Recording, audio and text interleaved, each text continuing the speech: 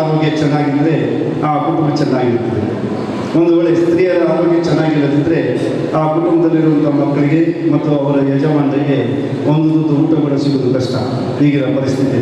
ಆದ್ದರಿಂದ ಇಲ್ಲಿಗೆ ಆಗಮಿಸಿದ ಡಾಕ್ಟರ್ಸ್ನವರಿಗೆ ನಾವು ನಮ್ಮ ಸ್ತ್ರೀಯರಿಗೆ ಬೇಕಾದಂಥ ಎಲ್ಲ ಮಾಹಿತಿಯನ್ನು ಇವತ್ತು ನೀವು ನೀಡುವವರಿದ್ದೀರಿ. ಖಂಡಿತವಾಗಿ ನಾವು ನಿಮಗೆ ಇಂದಿನ ಕಾರ್ಯಕ್ರಮಕ್ಕೆ ಆಗಮಿಸಿದ ಎಲ್ಲರೂ ವೇದಿಕೆ ಮೇಲೆ ಆಸೀನರಾಗಿದ್ದವರು ಮುಂಭಾಗದಲ್ಲಿದ್ದವರು ಎಲ್ಲರೂ ಸ್ವಾಗತಿಸ್ತಾ ಇಂದಿನ ಕಾರ್ಯಕ್ರಮದ ಯಶಸ್ವಿಗೆ ಸರ್ವಶಕ್ತ ಭಗವಂತನ ಪ್ರಾರ್ಥನೆಯೊಂದಿಗೆ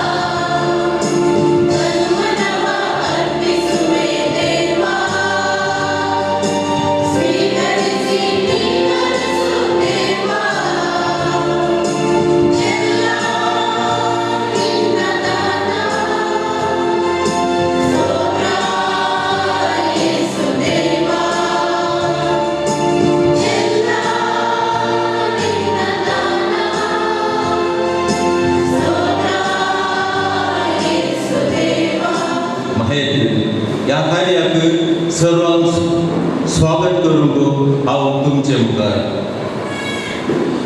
ह्या कार्याक संपूर्ण पार्टी बरदिल्ली आसा तुमच्या वेळेर आनी ह्या कार्याचे अध्यक्ष आमच्या आमचे सांगल्या कडेन आमचे आतां विकार विकाराच्या अनुपस्थितींत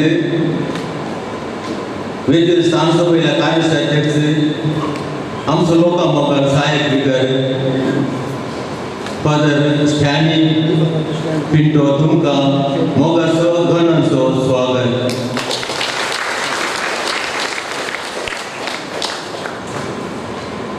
हांव स्वागत करून मुखार येता आमच्या डॉक्टरांचो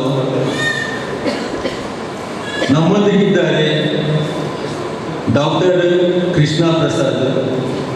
ಇವರು ಖ್ಯಾತ ಮಣಿಪಾಲ್ ಇನ್ಸ್ಟಿಟ್ಯೂಟ್ ಆಫ್ ಒನ್ಕಾಲಜಿ ಇಲ್ಲಿ ಮುಖ್ಯ ವೈದ್ಯಕೀಯ ಕ್ಯಾನ್ಸರ್ ತಜ್ಞರು. ಇವರಿಗೆ ನಮ್ಮೆಲ್ಲರ ಪರವಾಗಿ ಹೃತ್ಪೂರ್ವಕ ಸ್ವಾಗತವನ್ನು ಬಯಸುತ್ತೇನೆ. स्वागत. तसेच आमचे आमच्या वाराणसीचो अध्यक्ष जावन आसा श्री अरुण डिसोजा, तुमकां घराचो स्वागत. मुखार येता वेदीर सोंपतात आमचे धर्म भयणी sister Severine Fernandes mAh, sister Severine Fernandes mAh, तशेंच सिस्टर अनिता नातालिया, तशेंच सिस्टर कार्मिन डिस्किटा डिसोजा, तुमकां सर्वांक स्वागत सुस्वागत.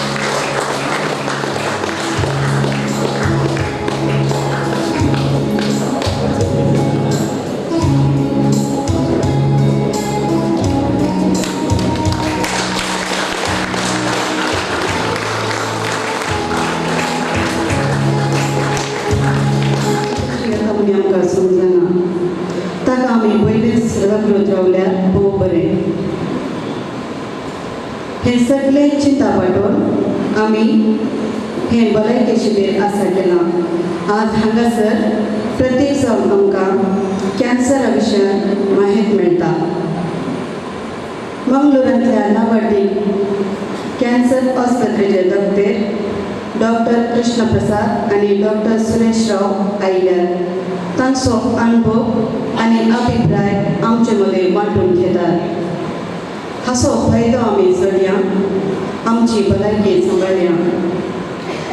कन्नड भाशेन एक सांगणी अशी आसा, आरोग्यवे भाग्य. तशेंच कोंकणी भाशेन आनी एक सांगणी अशी आसा, म्हजी भलायकी म्हज्या हातान. खंडीत मोगचनो ह्यो सांगण्यो आमी न्हय म्हणूंक जायना. देखून उडास दवरया. मनीस जावन आसा प्रकृतीचें बाळ. आयची माहेर आमच्या बऱ्या भलायकेक पूरक जावं दी. सांगत आस बऱ्या भलायकेन आसतना ह्या समाजीक जीव सरकार आमकां जायत्यो सवलत्यो दिता, जाल्यार हाचो फायदो जोडूंक आमी शकना. तशें आज हांगासर स्त्रियांक सरकारांतल्यान मेळच्या सवलत्या विशयान माहिती मेळटा. सरकारांतल्यान मेळच्यो सवलत्यो आपणावन आमी सोबीत संवसार बांदया. तुमकां सर्वांक ह्या शिबिराक बरो येवकार मागता आनी सर बरें मागता. तुमच्या सर्वांच्या सहकारान आयचे हे शिबीर यशस्वी जावं दी. सांगाताच तुमची भलायकी बरी उरोली. हांगा डॉक्टर्स आसात, तशेंच भलायकी सवलती विशयांत माहिती दिवचे बरे PhD केल्ले मनीस आमचे संगी आसात. हांवें उलयल्यार तें काय म्हणटात कन्नडांत तिणें सांगलें शनी करडी शनी पूजेಗೆ ಹೋದಂತೆ. आमकां चड माहीत ना, आमी माहीत कंगे आयिल्ल्या मनशांनी अधिक प्रसंग करचे सामान येवन म्हाका म्हणटा 2 मिनटां म्हणजे जाली म्हण चिंता. हांव स्त्रियां खातीर एक ल्हान पद म्हणटा विलपीचें आनी म्हजें उतरां आखेर करूंक प्रयत्न करता.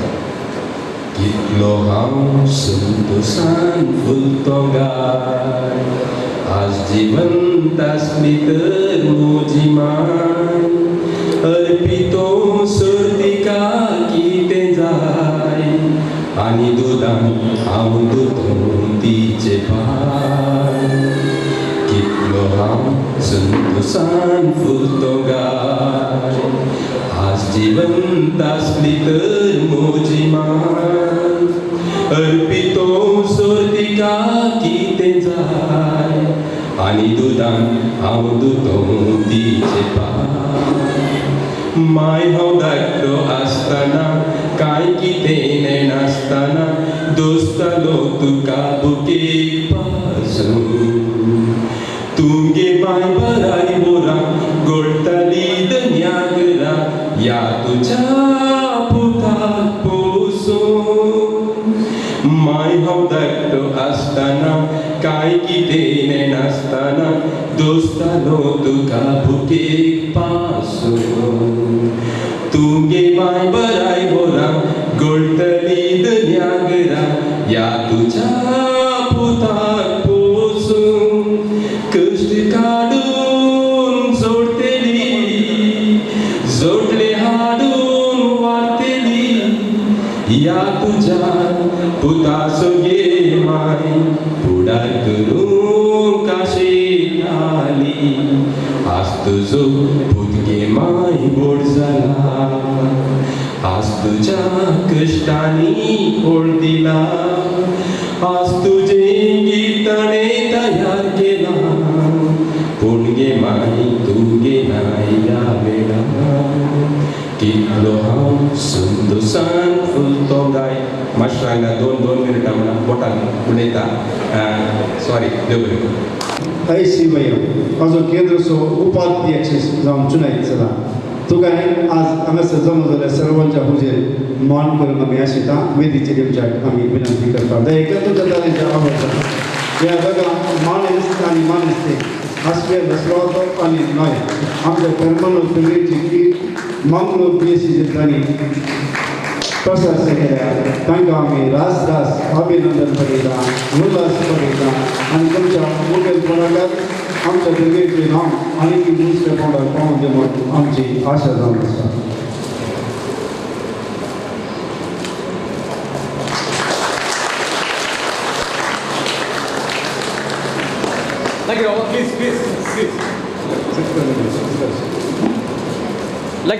ಹತ್ತಿರ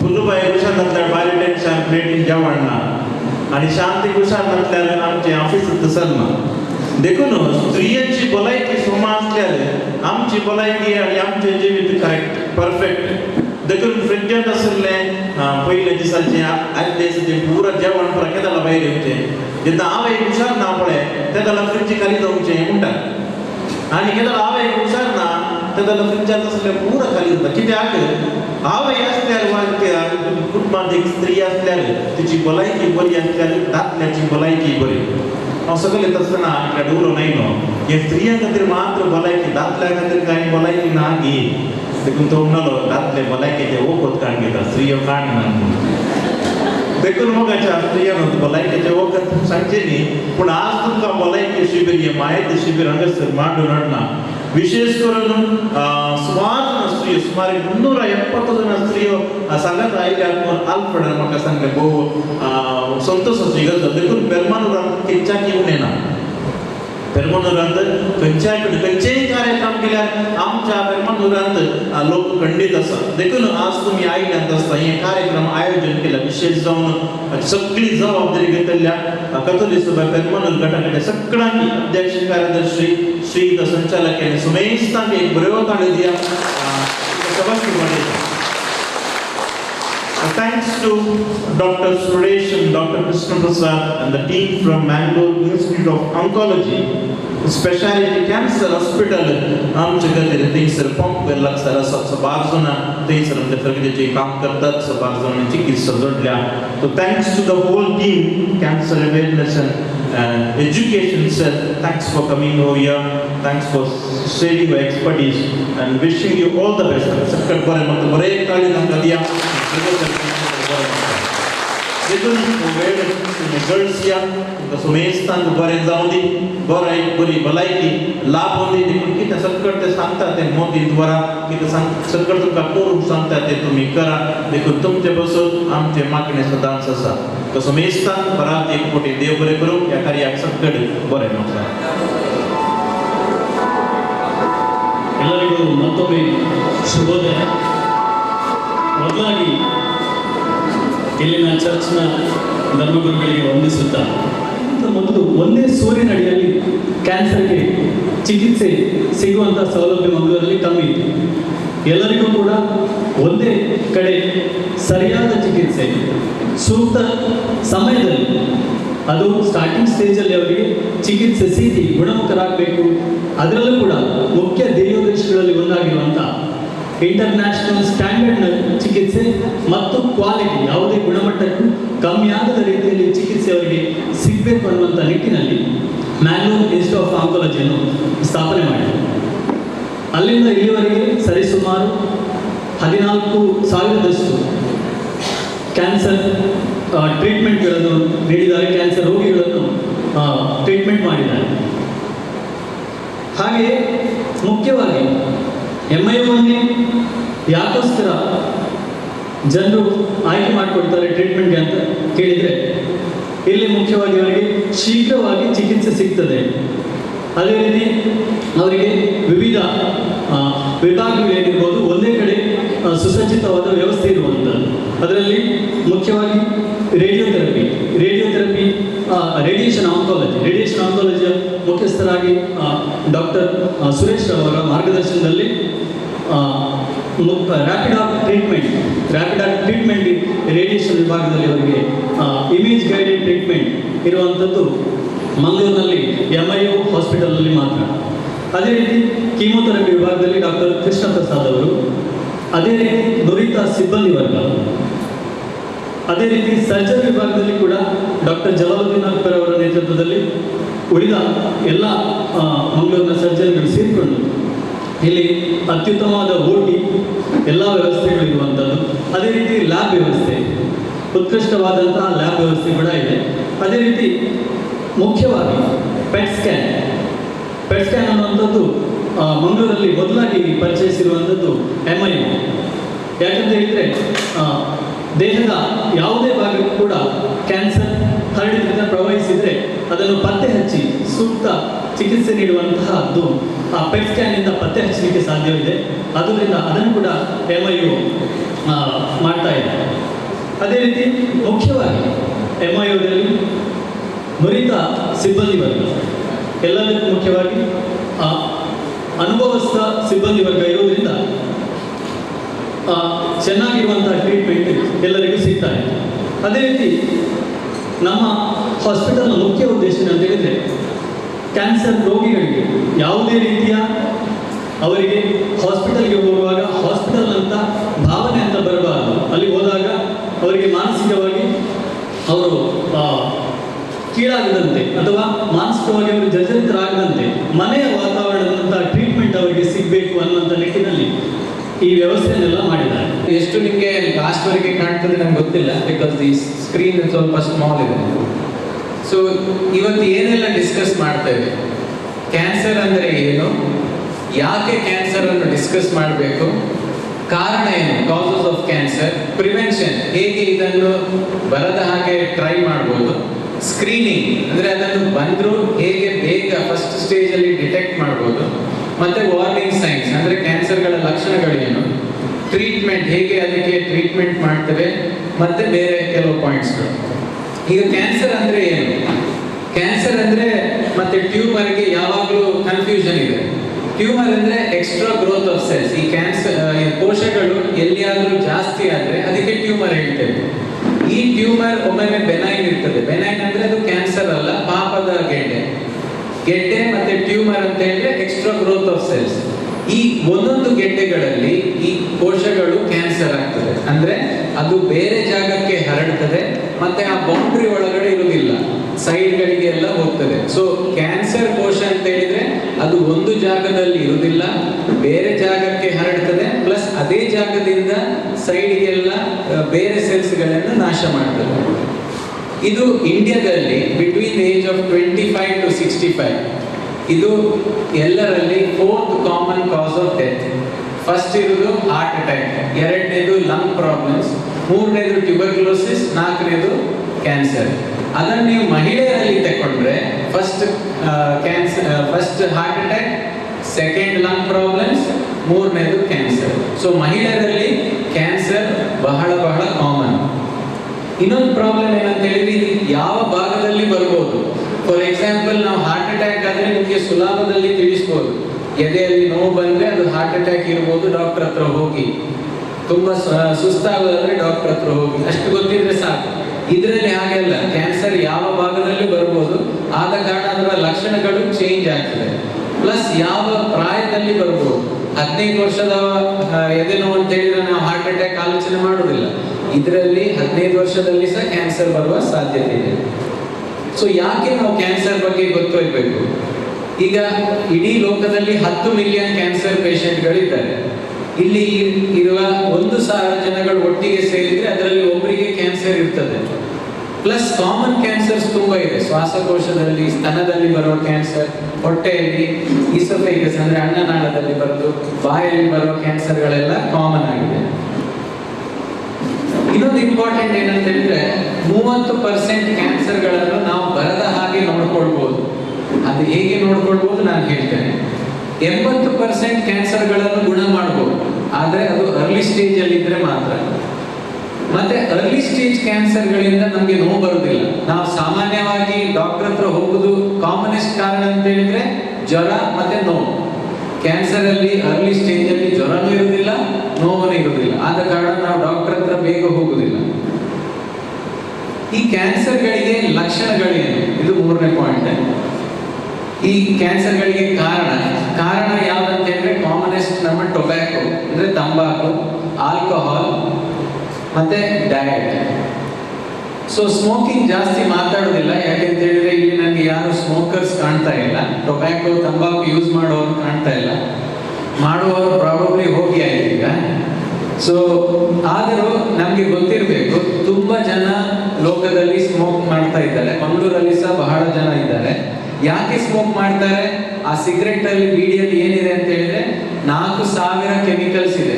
ಅದರಲ್ಲಿ ಟಾರ್, ಕಾರ್ಬನ್ ಮೊನಾಕ್ಸೈಡ್, ನಿಕೋಟಿನ್ ಪ್ರಮಾಣ.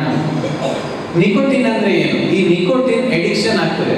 ಸೊ ಯಾರು ಸಿಗರೆಟ್ ಸೇರ್ತಾರೆ ಈ ನಿಕೋಟಿನ್ ನ ಮೇಲೆ ಡಿಪೆಂಡೆನ್ಸಿ ಬರ್ತದೆ. ಸೊ ಪ್ರತಿ ಸಲ ಆ ನಿಕೋಟಿನ್ ಬಾಡಿಗೆ ಒಳಗಡೆ ಹೋದ್ರೆ ಮಾತ್ರ ಅವರಿಗೆ ಸಮಾಧಾನ ಆಗ್ತದೆ. ಸೊ ಆ ನಿಕೋಟಿನ್ ಇಂದ ಕ್ಯಾನ್ಸರ್ ಬರುದಲ್ಲ, ಆದ್ರೆ ನಿಕೋಟಿನ್ ಇಂದ ಡಿಪೆಂಡೆನ್ಸಿ ಅಂದ್ರೆ ಆ ಸಿಗರೆಟ್ ಬೇಕೇ ಬೇಕು, ಆ ಬೀಡಿ ಬೇಕೇ ಬೇಕು ಅಂತ ಒಂದು ಪ್ರಾಬ್ಲಮ್ ಆಗ್ತದೆ. ಈಗ ಸಾಮಾನ್ಯವಾಗಿ ನಮ್ಗೆ ಗೊತ್ತಿದೆ, ಬೀಡಿ ಸಿಗರೆಟ್ ಇಂದ ಶ್ವಾಸಕೋಶದ ಕ್ಯಾನ್ಸರ್, ಗಂಟಲ್ ಕ್ಯಾನ್ಸರ್, ಬಾಯಲ್ಲಿ ಕ್ಯಾನ್ಸರ್ ಬರ್ತದೆ ಅಂತ. ಆದರೆ 35% ಕ್ಯಾನ್ಸರ್ಗಳಿಗೆ ಕಾರಣ ಬೀಡಿ ಸಿಗರೆಟ್. ಯಾಕೆಂತ ಹೇಳಿದ್ರೆ ಅದು ಅನ್ನನಾಳದಲ್ಲಿ ಬರ್ಬೋದು, ಜಠರದಲ್ಲಿ ಬರ್ಬೋದು, ಲಿವರ್ ಅಲ್ಲಿ, ಪ್ಯಾಂಕ್ರಿಯಾಸ್, ನಮ್ಮ ಕಿಡ್ನಿಯಲ್ಲಿ, ಮೂತ್ರಕೋಶದಲ್ಲಿ, ಇವನ್ ಬ್ಲಡ್ ಕ್ಯಾನ್ಸರ್ಗೆ ಕಾರಣ ಆಗುವ ಸಾಧ್ಯತೆ ಇದೆ. ಸೊ ಸ್ಮೋಕಿಂಗ್ ಇಂದ ನಮ್ಮ ಯೂಶುವಲ್ ಆಲೋಚನೆ ಮಾಡುವ ಶ್ವಾಸಕೋಶ, ಗಂಟಲ್ ಕ್ಯಾನ್ಸರ್ ಮಾತ್ರ ಅಲ್ಲ, ಬೇರೆ ಕ್ಯಾನ್ಸರ್ ಸಹ ಬರುವ ಸಾಧ್ಯತೆ ಇದೆ. ಇದೊಂದು ನೀವು ಪಿಕ್ಚರ್ ನೋಡಿ, ಒಬ್ರು ಕೆಮ್ಮು ಅಂತ ಡಾಕ್ಟರ್ ಹತ್ರ ಬಂದ್ರು, ಇಲ್ಲಿ ಕ್ಯಾನ್ಸರ್ ಗೆಡ್ಡೆ ಕಾಣ್ತಾ ಉಂಟು. ಬಟ್ ನೀವು ಕರೆಕ್ಟ್ ಆಗಿ ನೋಡಿದ್ರೆ ಇಲ್ಲಿ ಒಂದು ಸಿಗರೆಟ್ ಪ್ಯಾಕೆಟ್ ಮತ್ತೆ ಲೈಟರ್ಸ್ ತರ ಕಾಣ್ತಾ ಉಂಟು.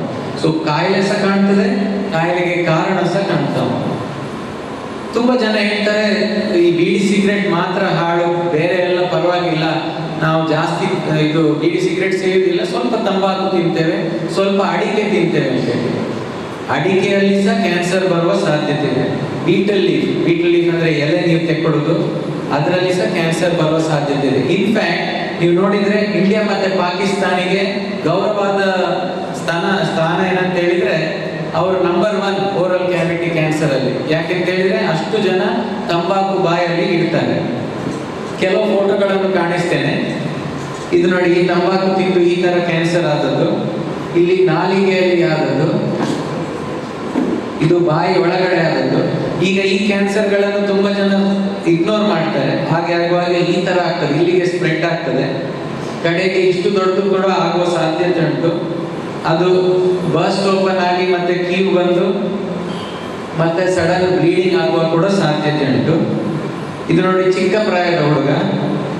ಮತ್ತೆ ಇವಾಗ ತುಂಬಾ ಫೇಮಸ್ ಬಿಲ್ ಟರ್ಟಲ್ ಅಂತ ಬೇಸ್ಬಾಲ್ ಆಡ್ತಾ ಇದ್ದ ಅಮೆರಿಕದಲ್ಲಿ, one of the highest paid baseball players. ಅವರ ಬಾಯಲ್ಲಿ ತಂಬಾಕು ಕಾಣ್ತಾ ಉಂಟು, ಕಡೆಗೆ ಈ ತರ ಆಯ್ತು. ಯಾಕೆ ನಿಮ್ಗೆ ಹೇಳುದಂತ ಹೇಳಿದ್ರೆ, ತಂಬಾಕು ಸೇವನೆ ತುಂಬಾ ಜನ ಎಸ್ಪೆಷಲಿ ಗಂಡಸರು ಮಾಡ್ತಾರೆ, ಕೆಲವು ಹೆಂಗಸರು ಸಹ ಮಾಡ್ತಾರೆ. ಆದರೆ ನಾವು ಅವರನ್ನು ಹೇಗಾದರೂ ಅದರಿಂದ ಬಿಡಿಸ್ಬೇಕು, ಇಲ್ಲದಿದ್ರೆ ಬಹಳ ಜನರಿಗೆ ಕಷ್ಟ ಆಗ್ತದೆ. ಯಾವ ಅಂತರದಲ್ಲಿ ಇದ್ರು, ಯಾವ ಸೊಸೈಟಿಯಲ್ಲಿ ಇದ್ರೂ ಕ್ಯಾನ್ಸರ್ ಈ ಥರ ಬರುವ ಸಾಧ್ಯತೆ ಇದೆ. ಆಲ್ಕೋಹಾಲ್ ಕನ್ಸಂಪ್ಷನ್, ಎಸ್ಪೆಷಲಿ ಸ್ಮೋಕ್ ಮಾಡುವವರು ಆಲ್ಕೋಹಾಲ್ ಕನ್ಸ್ಯೂಮ್ ಮಾಡಿದ್ರೆ ಇನ್ನೂ ಕ್ಯಾನ್ಸರ್ ಬರುವ ಸಾಧ್ಯತೆ ಜಾಸ್ತಿ. ಎಲ್ಲರದ್ದು ಫೇವ್ರೆಟ್ ಅಂದ್ರೆ ಡಯಟ್. ಫಸ್ಟ್ ಕ್ವಶನ್ ಎಲ್ಲರೂ ಕೇಳೋದು, ಎಸ್ಪೆಷಲಿ ಹೆಂಗಸರು ಕೇಳೋದು ಅಂದ್ರೆ ಏನ್ ತಿಂದ್ರೆ ಒಳ್ಳೇದು. ಸಾಮಾನ್ಯವಾಗಿ ಎಲ್ಲ ತಿಂದ್ರೆ ಒಳ್ಳೇದು, ಆದ್ರೆ ಫ್ರೂಟ್ಸ್ ಮತ್ತೆ ವೆಜಿಟೇಬಲ್ಸ್ ಜಾಸ್ತಿ ತಿಂದ್ರೆ ನಿಮ್ಗೆ ಒಳ್ಳೇದು. ಆದ್ರೆ ಅದರ ಅರ್ಥ ನೀವು ಮೀಟ್ ತಿನ್ಲೇಬಾರ್ದು ಅಂತಲ್ಲ. ಎಸ್ಪೆಷಲಿ ಫಾರಿನ್ ಅಲ್ಲಿ ರೆಡ್ ಮೀಟ್ ಜಾಸ್ತಿ ತಿಂದ್ರೆ ಬ್ರೆಸ್ಟ್ ಮತ್ತೆ ಗರ್ಭಕೋಶದ ಕ್ಯಾನ್ಸರ್, ಇಂಟೆಸ್ಟೈನ್ ಕ್ಯಾನ್ಸರ್ ಬರುವ ಸಾಧ್ಯತೆ ಜಾಸ್ತಿ. ಆದ್ರೆ ಇಂಡಿಯಾದಲ್ಲಿ ಡೈಲಿ ಮೀಟ್ ತಿನ್ನೋರು ಬಹಳ ಕಮ್ಮಿ. ಸೊ ಡೈಲಿ ಮೀಟ್ ತಿನ್ನೋರು ಯಾರಾದ್ರೂ ಇದ್ರೆ ರೆಡ್ ಮೀಟ್ ಅನ್ನು ಕಡಿಮೆ ಮಾಡಿ. ಇಂಡಿಯಾದಲ್ಲಿ ಜಾಸ್ತಿ ಏನಂತ ಹೇಳಿದ್ರೆ ಅನ್ನನಾಳದಲ್ಲಿ ಬರುವ cancer, especially red hot rasam, ಬಿಸಿ ಬಿಸಿ ಕಾಫಿ, ಬಿಸಿ ಬಿಸಿ ಚಾ ಬೇಕು. ಸೊ ಈ ನಾಳೆ ಬೆಳಿಗ್ಗೆಯಿಂದ ನೀವು ನಿಮ್ಮ ಗಂಡರಿಗೆ ಯಾರಿಗೂ ಬಿಸಿ ಬಿಸಿ ಕಾಫಿ, ಬಿಸಿ ಚಾ ಕೊಡಬೇಡಿ. ಸ್ವಲ್ಪ ಕೂಲ್ ಆಗಲಿ ಅದು. ಯಾಕೆಂತ ಹೇಳಿದ್ರೆ ತುಂಬಾ ಬಿಸಿ ಕುಡಿಯುವಾಗ ಇಲ್ಲಿ ಎಲ್ಲ ಬರ್ನ್ ಆಗ್ತದೆ. ಅದರಿಂದ ಎಸ್ಪೆಷಲಿ ನಾವು ಬಿಸಿ ಚಾ, ಬಿಸಿ ಕಾಫಿ ಕುಡಿಯುವಾಗ ಸ್ವಲ್ಪ ಇಲ್ಲಿಗೆ ಪ್ರತಿ ಸಲ ಡ್ಯಾಮೇಜ್ ಆಗ್ತದೆ. ಅದರಿಂದ ಕ್ಯಾನ್ಸರ್ ಬರುವ ಸಾಧ್ಯತೆ ಉಂಟು. ಈಗ ಕಾಮನ್ ಪ್ರಾಬ್ಲಮ್ ಅಂತ ಹೇಳಿದ್ರೆ ಬೀಡಿ ಸಿಗರೇಟ್ ಸೇದುವವರಿಗೆ ನೀವು ಹೇಳಿದ್ರೆ ನಿಮಗೆ ಕ್ಯಾನ್ಸರ್ ಬರ್ತದೆ ಅಂತ ಹೇಳಿದ್ರೆ ಎಷ್ಟು ಜನ ಸೇರ್ತಾರೆ? ಎಲ್ಲರಿಗೆ ಬರುವುದಿಲ್ಲ. ಯಾಕೆ ಎಲ್ಲರಿಗೆ ಬರುವುದಿಲ್ಲ ಅಂತ ಹೇಳಿದ್ರೆ ಕೆಲವರು ಹೈಪರ್ ಆಕ್ಟಿವ್ ಡಿಟಾಕ್ಸಿಫೈರ್ಸ್ ಇದ್ದಾರೆ. ಅಂದ್ರೆ ಆ ಕ್ಯಾನ್ಸರ್ಗೆ ಕಾರಣ ಒಳಗಡೆ ಹೋದ ಕೂಡಲೇ ಅವರ ಎನ್ಸೈಮ್ಸ್ ಅದನ್ನು ಫಾಸ್ಟ್ ಆಗಿ ನಾಶ ಮಾಡಿ ಹೊರಗಡೆ ಆಗ್ತದೆ. ಆದ್ರೆ ಯಾರಿಗೆ ಆ ತರ ಇದೆ, ಯಾರಿಗೆ ಸ್ಲೋ ಡಿಟಾಕ್ಸಿಫೈರ್ಸ್ ಇದ್ದಾರೆ ಅಂತ ನಮ್ಗೆ ಗೊತ್ತಿಲ್ಲ. ಸೊ ಯಾವ ಪರ್ಸನಿಗೆ ಸ್ಲೋ ಡಿಟಾಕ್ಸಿಫೈರ್ ಇದೆಯಾ ಅವರಿಗೆ ಕ್ಯಾನ್ಸರ್ ಬರುವ ಸಾಧ್ಯತೆ ಜಾಸ್ತಿ. ಇನ್ನೊಂದೇನಂದ್ರೆ ಫಾಲ್ಟಿ ಜೀನ್ ರಿಪೇರ್. ನಮ್ಮ ಆ ಕ್ಯಾನ್ಸರ್ಗೆ ಕಾರಣವನ್ನು ನಾವು ಒಳಗಡೆ ತಕೊಂಡ ನಂತರ ಅಲ್ಲಿ ಜೀನ್ಸ್ ಡ್ಯಾಮೇಜ್ ಆದ ಕೂಡಲೇ ನಮ್ಮ ಬಾಡಿ ಅದನ್ನು ರಿಪೇರ್ ಮಾಡ್ತದೆ.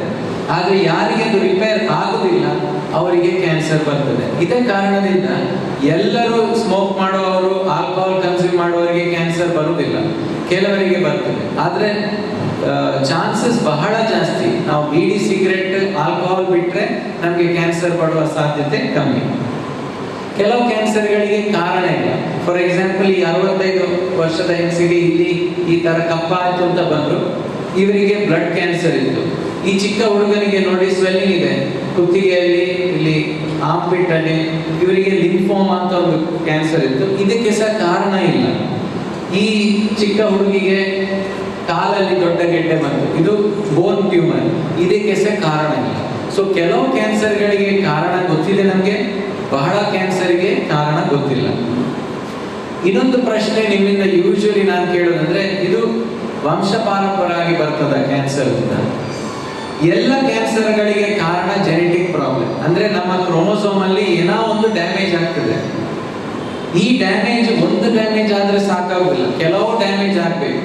ಸೊ ಈ ಕೆಲವು ಡ್ಯಾಮೇಜ್ ಆಗುವಾಗ ಕ್ಯಾನ್ಸರ್ ಬರ್ತದೆ. ಈಗ ನೀವು 100 ಕ್ಯಾನ್ಸರ್ ಪೇಷಂಟ್ ನೋಡಿದ್ರೆ ಸಾಮಾನ್ಯವಾಗಿ ಎಲ್ಲ ಡ್ಯಾಮೇಜ್ಗಳು ನಾವು ಹುಟ್ಟಿದ ನಂತರ ಆಗುವುದು. ಅಂದ್ರೆ ಅದು ವಂಶದಲ್ಲಿ ಬರುವುದು ಅಲ್ಲ. ಆದ್ರೆ 5% ಜನರಲ್ಲಿ, 5% ಕ್ಯಾನ್ಸರ್ ಅಲ್ಲಿ ಒಂದು ಡ್ಯಾಮೇಜ್ ಆಲ್ರೆಡಿ ಇರ್ತದೆ, ಒಂದು ಮ್ಯೂಟೇಶನ್ ನಾವು ಹುಟ್ಟುವಾಗಲೇ ಇರ್ತದೆ. ಸೊ ಆ ಮ್ಯೂಟೇಶನ್ ಇದ್ರೆ ನಮಗೆ ಕ್ಯಾನ್ಸರ್ ಬರುವ ಸಾಧ್ಯತೆ ಜಾಸ್ತಿ. ಸೊ 100 ಪೇಷಂಟ್ ಅಲ್ಲಿ 5 ಜನರಿಗೆ ಮಾತ್ರ ಅದು ವಂಶದಲ್ಲಿ ಬರುವುದು. 95% ಜನರಿಗೆ ಅದಕ್ಕೆ ವಂಶದಲ್ಲಿ ಬಂದದ್ದು ಅಲ್ಲ. ಸೊ ಈ ತರ ಕ್ಯಾನ್ಸರ್ ಅಂದ್ರೆ ಏನು, ಕ್ಯಾನ್ಸರ್ಗೆ ಕಾರಣಗಳೇನು ಅಂತ ಗೊತ್ತಾದ ನಂತರ ಹೇಗೆ ಅದನ್ನು ಬರದ ಹಾಗೆ ಪ್ರಯತ್ನ ಮಾಡಬಹುದು, ಅದಕ್ಕೆ WHO ಅಂದ್ರೆ ವರ್ಲ್ಡ್ ಹೆಲ್ತ್ ಆರ್ಗನೈಸೇಷನ್ ಇಂದ ರೆಕಮೆಂಡೇಶನ್ಸ್ ಇದೆ. Maintain weight, avoid weight gain. ಅಂದ್ರೆ ನಾವು 35 ವಯಸ್ಸಿನ ನಂತರ 5 kg ಜಾಸ್ತಿ ವೇಟ್ ಹಾಕೊಳ್ಬಾರ್ದು. ಸೊ ನಾವು 35 ವಯಸ್ಸಲ್ಲಿ 70 kg ಇದ್ರೆ ನೆಕ್ಸ್ಟ್ ನಾವು 65 ವಯಸ್ಸಾಗುವವರೆಗೆ 5 kg ಸಮೇತ ಜಾಸ್ತಿ ಆಗಬಾರ್ದು. ವೆಯ್ಟ್ ಜಾಸ್ತಿ ಆದ ಕೂಡಲೇ ಕ್ಯಾನ್ಸರ್ ಬರುವ ಸಾಧ್ಯತೆ ಜಾಸ್ತಿ. ಸೊ ಅದನ್ನು ಹೇಗೆ ಮಾಡೋದು ನಾವು? Maintain regular physical activity. ಅಂದ್ರೆ ಪ್ರತಿದಿನ ಒಂದು ಅರ್ಧ ಗಂಟೆ ತಮ್ಮನ್ನು ನೋಡ್ಕೊಳ್ಳಿಕ್ಕೆ ನೀವು ಇಡಬೇಕು. ಸೊ ಡೈಲಿ ಬೆಳಿಗ್ಗೆ ಎದ್ದು ಒಂದು ಅರ್ಧ ಗಂಟೆ ವಾಕಿಂಗ್ ಮಾಡಿದ್ರೆ ಅದು ಸಾಕಾಗ್ತದೆ. ಕನ್ಸಂಪ್ಷನ್ ಆಫ್ ಆಲ್ಕೋಹಾಲ್ ನಾನು ಹೇಳಿದಾಗೆ ಮಾಡಲೇಬಾರದು. Consumption of salt preserve foods, ಇದು ಎಸ್ಪೆಷಲಿ ವೆಸ್ಟರ್ನ್ ಕಂಟ್ರೀಸ್ ಅಲ್ಲಿ. ನಮ್ಮ ಸೈಡ್ ಅಲ್ಲಿ ಉಪ್ಪಿನಕಾಯಿ ತುಂಬಾ ಉಪ್ಪಿನಕಾಯಿ ತಿಂದ್ರೆ ಅದು ಉಪ್ಪಲ್ಲಿ ಹಾಕಿದ್ದ ಕಾರಣ, ತುಂಬಾ ಸಮಯ ಇಟ್ಟ ಕಾರಣ ಅದರಲ್ಲಿ ಕ್ಯಾನ್ಸರ್ ಬರುವ ಸಾಧ್ಯತೆ ಉಂಟು. ಇನ್ನು ನಾಳೆ ಬೆಳಿಗ್ಗೆ ಹೋಗಿ ಯಾರಿಗೆ ಉಪ್ಪಿನಕಾಯಿ ಹಾಕುದಿಲ್ಲ ಅಂತ ಹೇಳ್ಬೇಡಿ, ಆದ್ರೆ ಹಾಕುದು, ಅದನ್ನು ಕನ್ಸಂಪ್ಷನ್ ಮಾಡೋದನ್ನು ಇಷ್ಟುವರೆಗೆ ಎಷ್ಟು ತಗೊಳ್ತಾ ಇದ್ದೀರಾ ಅದನ್ನು 50% ಕಡಿಮೆ ಮಾಡಿ. ನಾನು ಆವಾಗ ಹೇಳಿದಾಗಲೇ ಫ್ರೂಟ್ಸ್ ಮತ್ತೆ ವೆಜಿಟೇಬಲ್ಸ್ ಜಾಸ್ತಿ ತಗೊಳ್ಬೇಕು. ಮೀಟ್ ತಗೊಳ್ಳೋದಾದ್ರೆ ಅದು ಫ್ರೆಶ್ ಮೀಟ್ ತಗೊಳ್ಳಿ, ಪ್ರಿಸರ್ವ್ ಮಾಡಿದ್ದು ಸ್ಟೋರ್ ಮಾಡಿದ್ದು ಮೀಟ್ ಅನ್ನು ತಗೊಳ್ಬೇಡಿ. ಮತ್ತೆ ಆವಾಗ ಹೇಳಿದಾಗಲೇ ಬಿಸಿ ಬಿಸಿ ಚಹಾ, ಕಾಫಿ, ರಸಂ ಕಡಿಮೆ ಮಾಡಿ. ಸೊ ಇದೆಲ್ಲ ನೀವು ಕ್ಯಾನ್ಸರ್ ಬರದ ಹಾಗೆ ಮಾಡುವಂಥದ್ದು. ಬೇರೆ ಏನು ನಿಮಗೆ ರೀತಿ ಇಲ್ಲ. ಬೆಳಿಗ್ಗೆ ಇದ್ದು ಹನಿ ಕುಡಿಯೋದು, ಇಲ್ಲದಿದ್ರೆ ಬೇರೆ ಏನಾದರೂ 3 ಲೀಟರ್ ನೀರು ಕುಡಿಯೋದು ದಿವಸಕ್ಕೆ, ಅದರಿಂದ ನಿಮಗೆ ಕ್ಯಾನ್ಸರ್ ಬರದ ಹಾಗೆ ಮಾಡಲಿಕ್ಕೆ ಆಗುದಿಲ್ಲ. ಪಪ್ಪಾಯದ ಲೀಫ್ ತಗೊಳ್ಳೋದು, ಲಕ್ಷ್ಮಣ ಫಲ ತಿನ್ನೋದು, ಅದರಿಂದ ಏನು ಪ್ರಯೋಜನ ಆಗುದಿಲ್ಲ. ಸ್ಕ್ರೀನಿಂಗ್ ಅಂದ್ರೆ ಕ್ಯಾನ್ಸರ್ ಅನ್ನು ಬೇಗ ಹೇಗೆ ಕಂಡುಹಿಡಿಯಬಹುದು. ಕ್ಯಾನ್ಸರ್ ಸ್ಕ್ರೀನಿಂಗ್ ಅಂದ್ರೆ ತುಂಬಾ ಜನರೇ, ಈಗ ನೀವು 150 ಜನ ಇದ್ರಿ, ಈ 150 ಜನರನ್ನು ಒಟ್ಟಿಗೆ ಕರ್ಕೊಂಡೋಗಿ ಒಂದು ಟೆಸ್ಟ್ ಮಾಡಿ ಕ್ಯಾನ್ಸರ್ ಇದೆಯಾ ಇಲ್ವಾ ಅಂತ ನೋಡೋದಕ್ಕೆ ಸ್ಕ್ರೀನಿಂಗ್ ಹೇಳ್ತಾರೆ. ಆದ್ರೆ ಎಲ್ಲ ಕ್ಯಾನ್ಸರ್ಗೆ ಸ್ಕ್ರೀನಿಂಗ್ ಮಾಡ್ಲಿಕ್ಕೆ ಆಗುದಿಲ್ಲ. ಫಾರ್ ಎಕ್ಸಾಂಪಲ್ ಬ್ರೈನ್ ಟ್ಯೂಮರ್ ಬಹಳ ರೇರ್, 1 ಲಕ್ಷ 3 ಲಕ್ಷ ಜನರಲ್ಲಿ ಒಂದು. ಸೊ ಅಂತ ರೇರ್ ಕ್ಯಾನ್ಸರಿಗೆ ನಾವು ಸ್ಕ್ರೀನಿಂಗ್ ಮಾಡ್ಲಿಕ್ಕೆ ಆಗುದಿಲ್ಲ. ಸೊ ಕಾಮನ್ ಕ್ಯಾನ್ಸರ್ಗೆ ಆಗ್ಬೇಕು. ಲೀಡ್ ಟೈಮ್ ಅಂದ್ರೆ ನಾವು ಟೆಸ್ಟ್ ಮಾಡಿದ್ರೆ ಆ ಕ್ಯಾನ್ಸರ್ ಬೇಗ ಕಂಡುಹಿಡಿತದೆ. ನಮ್ಗೆ ಗೊತ್ತಾಗುವಾಗ, ನಮ್ಗೆ ಅದರಿಂದ ಪ್ರಾಬ್ಲಮ್ ಬರುವಾಗ ಅದು ಲೇಟ್ ಆಗಿ ಗೊತ್ತಾಗ್ತದೆ. ಅಂತ ಕ್ಯಾನ್ಸರ್ಗೆ ನಾವು ಸ್ಕ್ರೀನಿಂಗ್ ಮಾಡಬೇಕು. Facilities where test can be done ಅಂದ್ರೆ ಈ ಟೆಸ್ಟ್ ಎಲ್ಲ ಜಾಗದಲ್ಲಿ ಇರಬೇಕು. ಫಾರ್ ಎಕ್ಸಾಂಪಲ್ ಮ್ಯಾಮೋಗ್ರಾಮ್ ಮಂಗಳೂರಲ್ಲಿ ತುಂಬಾ ಜಾಗದಲ್ಲಿ ಇದೆ. ಆ ಟೆಸ್ಟ್ ಆಕ್ಯುರೇಟ್ ಆಗಿರ್ಬೇಕು, ಸುಲಭದ ಟೆಸ್ಟ್ ಇರಬೇಕು. ಮತ್ತೆ ಕಾಯಿಲೆ ಗೊತ್ತಾದ ನಂತರ ಅದಕ್ಕೆ ಟ್ರೀಟ್ಮೆಂಟ್ ಗೊತ್ತಿರಬೇಕು. ಫಾರ್ ಎಕ್ಸಾಂಪಲ್ ಕೆಲವು ಕ್ಯಾನ್ಸರ್ ಅನ್ನು ಟ್ರೀಟ್ಮೆಂಟ್ ಮಾಡಲಿಕ್ಕೆ ಬಹಳ ಕಷ್ಟ ಉಂಟು.